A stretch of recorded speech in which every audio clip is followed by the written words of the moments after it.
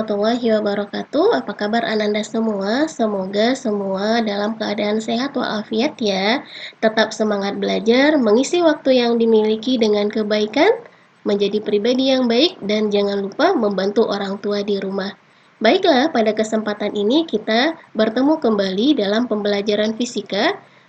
Pada kesempatan ini materi kita adalah melanjutkan materi yang sebelumnya, yaitu alat ukur panjang yang ketiga, yaitu mengenai mikrometer sekrup.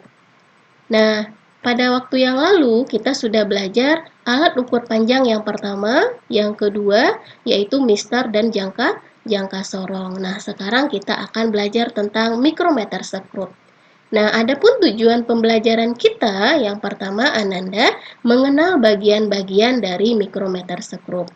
Kemudian yang kedua, mampu melakukan pengukuran dengan menggunakan mikrometer sekrup.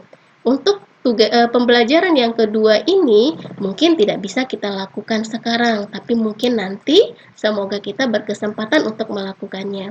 Nah, tujuan yang ketiga yaitu siswa mampu membaca hasil pengukuran dengan menggunakan mikrometer sekrup. Nah, pengukuran panjang dengan menggunakan mikrometer sekrup.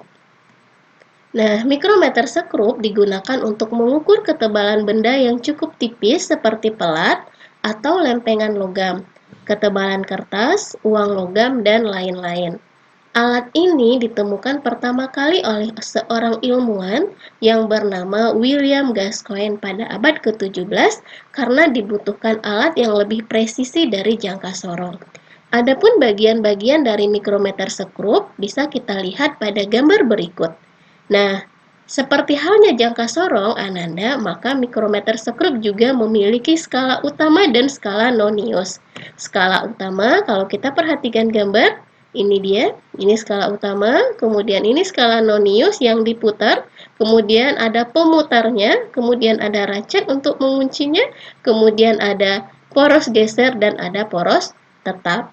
Nah, benda yang akan diukur diletakkan di antara poros tetap dan poros geser. Nah, mikrometer sekrup memiliki ketelitian 0,01 mm. Nah, selanjutnya, bagaimana cara melakukan pengukuran dengan mikrometer sekrup?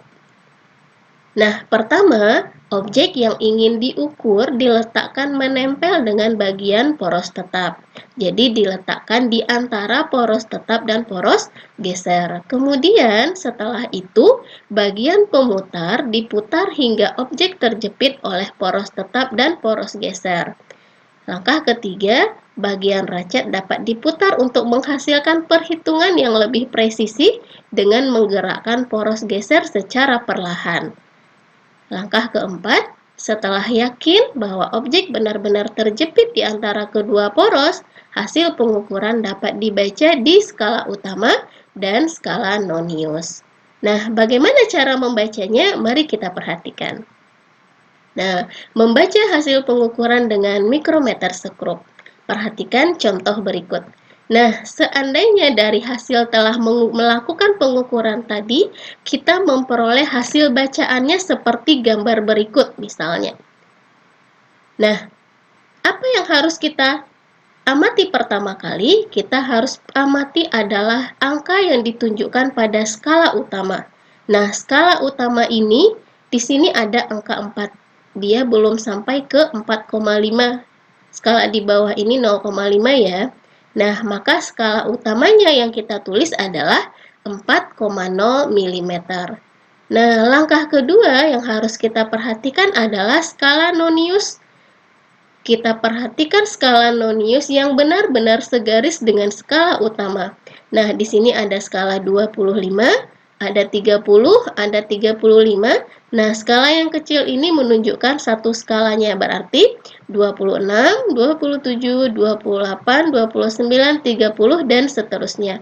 Maka, kalau kita perhatikan, skala nonius yang benar-benar segaris dengan skala utama adalah skala 30. Jadi kita tulis skala noniusnya 30. Kemudian kita kalikan dengan ketelitian mikrometer sekrup yaitu 0,01 mm sehingga diperoleh hasil 0,30 mm. Nah, setelah skala utama dan skala nonius kita dapatkan, Langkah berikutnya adalah menjumlahkan skala utama dan skala nonius. Karena satuannya sudah sama, maka kita langsung jumlahkan. Skala utama 4,0 mm dan skala nonius 0,30 mm, sehingga diperoleh hasil 4,30 mm. Oke, Ananda bisa dipahami ya.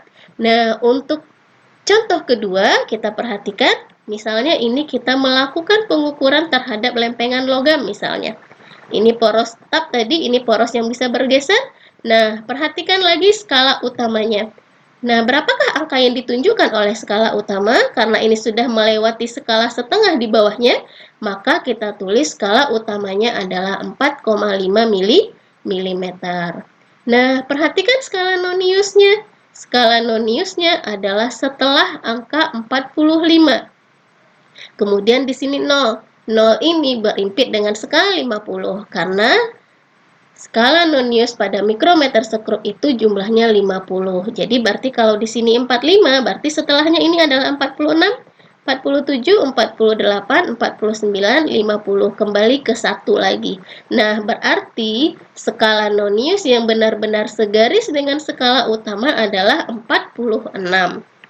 Nah, kita tulis skala noniusnya 46 dikalikan dengan ketelitian mikrometer sekrup yaitu 0,01 mm, sehingga kita dapatkan 0,46 mm.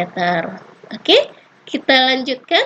Langkah berikutnya adalah menjumlahkan skala utama dan skala nonius. Berapakah skala utamanya tadi? 4,5. Skala noniusnya 0,46, sehingga diperoleh hasilnya 4,96 mm. Oke, Ananda, sampai di sini bisa dipahami? Nah, oke Ananda, mudah-mudahan bisa dipahami dan bermanfaat. Ketemu lagi pada video berikutnya. Assalamualaikum warahmatullahi wabarakatuh.